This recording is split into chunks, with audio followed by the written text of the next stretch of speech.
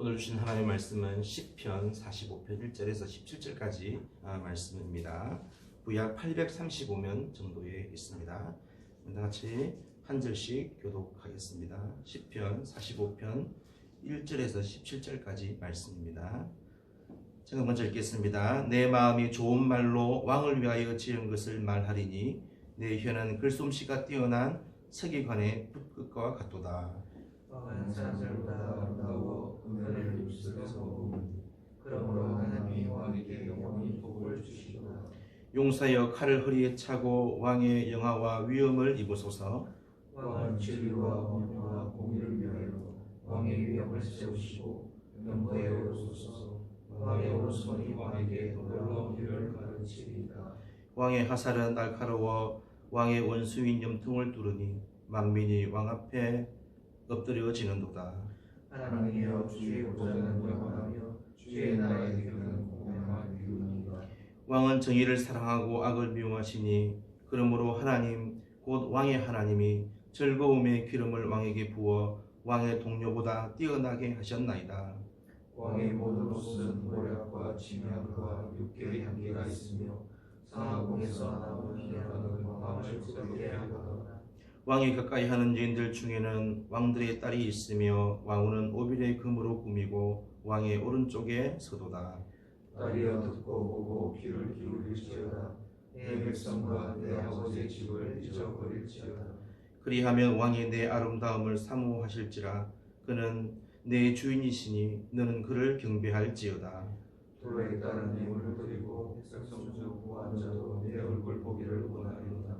왕의 딸은 궁중에서 모든 영화를 누리니 그의 옷은 금으로 수놓았도다. 수놓은 옷을 입은 그는 왕께로 인도함을 받으며 시원한 친구 자녀들도 왕께로 이끌려갈 것이다. 그들은 기쁨과 즐거움으로 인도함을 받고 왕궁에 들어가리로다. 왕의 아들들은 왕의 조상들을 계승할 것이라.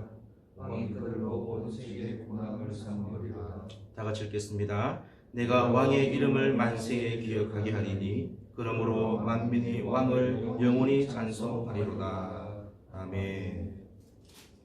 우리가 읽은 시편 45편은 왕의 결혼식에서 연주되었다라고 해서 왕의 축가 또는 시편 속의 아가서라고 불리기도 합니다. 본문에 등장하는 왕은 솔로몬이고 또 신부는 역대하 8장 11절 말씀을 통해서 바로의 딸일 것으로 학자들은 이야기하고 있습니다. 그러나 이 시는 단순히 이스라엘 왕에게만 적용된 시가 아니라 영원한 왕으로 기름 부음을 받은 메시아 즉 예수 그리스도를 이야기하는 그런 관련된 시가 바로 오늘의 본문의 시입니다. 먼저 1절에서는 말과 글솜씨가 뛰어난 고라자손 중 한 사람이 왕을 위하여 결혼식의 그 아름다운 장면들을 썼다라고 말합니다. 본문에 등장하는 왕은 어떤 모습입니까? 왕의 인품에 대해서 먼저 이야기를 합니다. 2절 말씀을 보시면 왕이 사람들보다 아름답고 그리고 은혜를 입술에 머금으며 하나님으로부터 영원한 복을 받은 자라고 그렇게 말씀합니다. 한마디로 왕이 세상의 그 어떤 사람들보다 아름다운 사람이고 그 입에서는 은혜의 말이 계속해서 흘러나오기 때문에 하나님께서 영원히 복을 주신다는 것이죠. 그리고 3절에서는 또 어떻게 왕을 이야기합니까? 왕을 용사라고 이야기합니다. 용사는 능한 자이죠. 강하고 용맹하고 뛰어난 자라고 그렇게 하면서 5절까지 이어지는 말씀 가운데 하나님이 왕으로부터 받는 그 영원한 복에 대해서 언급하고 있습니다.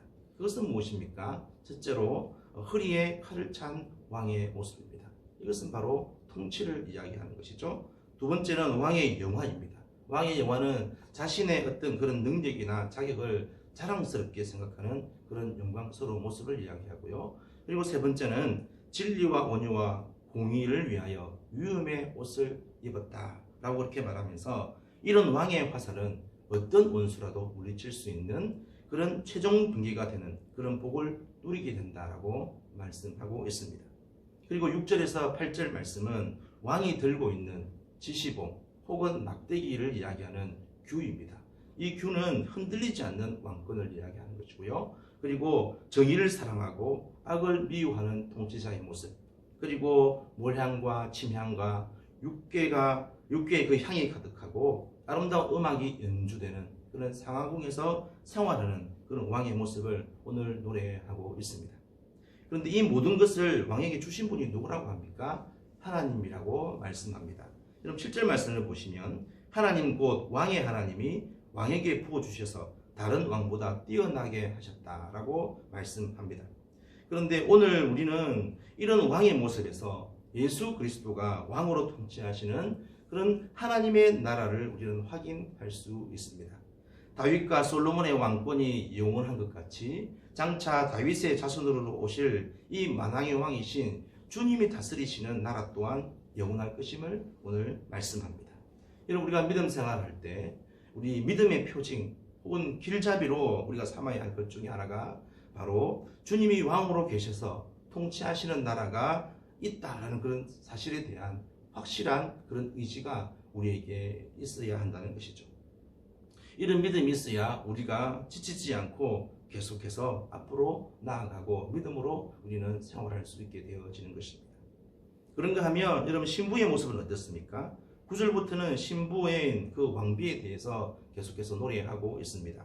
그런데 신부가 갖추어야 할 태도에 대해서도 말씀하고 있죠. 그것이 무엇입니까? 10절 말씀을 보시면 내 백성과 내 아버지의 집을 잊으라고 그렇게 이야기합니다. 여러분 이것은 신부가 왕에게 시집오기 이전에 살았던 그 나라의 백성들과 왕궁 생활을 이야기합니다. 여러분 이것은 바른 부부관계를 위해서 필요한 사항이고 또한 들어야 할 본면의 내용이죠. 만약 시집온 신부가 신랑의 그 사랑과 관심을 기대하지 않고 예전에 살았던 집과 혹은 함께했던 부모님 그리고 두고 온 것들을 생각하면서 매일매일 눈물로 세월을 보낸다고 한번 생각해 보십시오. 여러분 이 신부는 신랑의 사랑을 받을 수가 없습니다. 그래서 우리가 결혼한 신부를 향하여 뭐라고 이야기합니까? 출가 외인이라고 하지 않습니까? 신부에 대한 이런 권면을 뒷받침해 주는 말씀이 바로 13절에서 15절 말씀입니다. 이 구절들에서 말하려고 하는 핵심의 내용은 무엇입니까? 그것은 바로 신분의 변화입니다. 예전에 신부가 어떤 모습으로 생활했든지 왕과 결혼을 하는 그 순간 신분이 변화되었고 많은 것을 누릴 수 있게 되었습니다. 말씀을 보니까 금실로 수놓은 옷을 입을 수도 있고요. 왕을 만날 때 뒤에 시녀들이 줄을 잇습니다. 시녀들은 왕비를 모실 수 있게 된 것만 해도 기쁘고 영광스럽게 생각한다라고 그렇게 기록하고 있습니다. 왜입니까? 신분이 바뀌게 되면 그렇게 될 수 있는 것이죠. 사랑하는 성도 여러분, 오늘 본문을 메시아 예언시라는 관점에서 보면 예수님은 우리의 왕이 되시고 우리는 그리스도의 신부가 됩니다. 우리가 하나님의 자녀요 그리스도의 그 신부가 되는 순간에 우리는 하나님의 백성으로 살아가야 합니다. 왜냐하면 이전 것은 지나가고 그리스도 안에서 새로운 신분을 가진 자가 되었기 때문에 그런 것이죠. 우리가 이미 주님의 신부임에도 이전의 삶을 떠나지 못하거나 왔다 갔다 한다면 여러분 주님 보시기에는 우리가 믿음이 없는 삶을 사는 것이고 또 잘못된 믿음의 길을 걷고 있는 것입니다. 그러나 주님의 신부된 자로 우리가 그 신분에 우리가 걸맞게 우리가 살아간다면 우리는 하나님께 속한 그 모든 것들을 상속받을 수 있는 존재가 되어지고 또 이 땅에서 영원한 하나님의 그 나라와 연결된 삶을 우리는 살아갈 수 있게 되어지는 것이죠. 따라서 16절과 17절 말씀은 결론적으로 왕과 신부의 온전한 그 하나됨을 통해 그의 아들들이 왕위를 계승하고 또 그 왕권은 계속해서 이어질 것에 대해서 노래하고 있습니다. 이것은 신랑 되신 예수님과 신부된 저와 여러분들에게도 똑같이 적용됩니다. 만왕의 왕이 되시는 주님께서 그 신부된 자녀들 그리고 그 성도들로 하여금 온 세상에 군왕을 삼으시고 그 왕권이 영원히 이어질 수 있도록 우리를 인도해 갈 것이기 때문에 그렇습니다. 그러기 오늘 말씀에서 왕 되신 예수님을 신랑으로 하는 신부된 우리가 이 땅에서 어떻게 살아야 할 것인지를 우리는 깨닫게 됩니다. 그것은 예수님 안에서 새로운 피조물로 신분이 바뀐 우리는 그리스도의 신부라는 그 복된 신분에 걸맞는 우리는 삶을 살아야 하고 또 주님만 사랑하고 또한 정결한 삶을 우리는 살아가야 합니다. 무엇보다 그 주님께서 하신 그 말씀에 순종하는 삶을 우리는 살아갈 수 있어야 하는 것이죠. 그렇게 할 때 왕되신 주님께서 우리와 함께 주님이 통치하시는 하나님의 그 나라를 이어갈 자들을 계속해서 세워주실 것이고, 주님께서 누리시는 그 영광을 우리 또한 누릴 수 있도록 하나님께서 우리의 삶을 이끌어 가실 것입니다. 이를 위해 오늘도 화려한 어떤 말뿐인 그런 삶을 우리가 사는 것이 아니라 심어주신 삶의 자리를 통해서 우리가 선택되고 그리고 구별된 신부된 자로서 성실하게 그리고 책임감 있게 행동하는 삶을 살아갈 수 있는 저와 여러분들이 될 수 있기를 소망합니다. 우리가 말의 신앙이 아니라 삶의 신앙이 되어질 때에 믿음이 없는 잘못된 길을 그렇게 가는 것이 아니라 믿음이 있고 순종의 길을 걷는 그런 순결한 주님의 신부로서의 삶을 우리는 살아가게 되는 줄로 믿습니다. 오늘 하루도 행동하는 삶의 신앙인으로 그리고 하나님 앞에서 깨끗하고 거룩한 신부로 복된 하루를 살아가시는 저와 여러분 우리 모두가 되시기를 주님의 이름으로 간절히 바라고 축원합니다. 함께 기도하겠습니다. 사랑과 은혜가 충만하신 참 좋으신 하나님 아버지, 흠 많고 죄인된 우리를, 세상을 버타며 자기 방식과 욕심대로 살던 우리를 왕되신 주님의 거룩한 신부로 삼아주심을 감사드립니다. 예전에 우리가 어떤 환경, 어떤 모습으로 살았든지 상관없이 이제 주님의 거룩한 신부라는 새로운 신분을 허락해 주셨사오니 내 백성과 내 아버지의 집을 잊어버리라고 하신 말씀처럼 주님의 신부로 살기 전에 부끄러운 모습을 버리고 그리스도의 신부라는 복된 신분에 걸맞는 삶을 살아서 그리고 인내하고 절제하며 정결한 삶을 살게 하여 주시고 또한 주의 사랑하며 주님을 사랑하며 그 말씀에 순종할 수 있는 그런 인생을 살아갈 수 있도록 주님 우리의 삶을 붙잡아 주옵소서. 무엇보다 그리스도의 신부다운 삶을 살기 위해서 우리가 잊어버려야 할 것, 벗어버려야 할 것은 무엇인지 깨닫게 하여 주시고 우리의 가정과 일터와 삶의 자리를 지금보다 더 구별된 곳으로 갖고 가기 위해서 더 소중하게 여겨야 하는 것은 무엇인지 알게 하여 주셔서 주님의 신부된 우리를 통해 왕되신 주님이 통치하시는 하나님의 나라가 계속해서 확장되고 이어져가는 그런 은혜를 누릴 수 있도록 그런 도구로 사용될 수 있도록 하나님 저희들과 함께하여 주옵소서.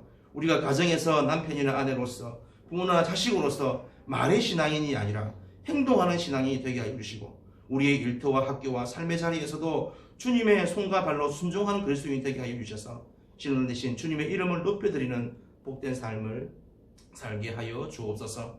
하나님, 코로나 바이러스로 인해서 염려와 어려움 가운데 있는 성도들을 위로하여 주시고 새 힘을 공급하여 주셔서 오늘도 성령님의 조명하심과 인도하심을 따라 이기고 승리하는 복된 하루가 될 수 있도록 주님 우리의 삶을 붙잡아 주시옵소서. 그렇게 될 줄 믿고 감사드리겠고 예수님의 이름으로 감사하며 기도하옵나이다.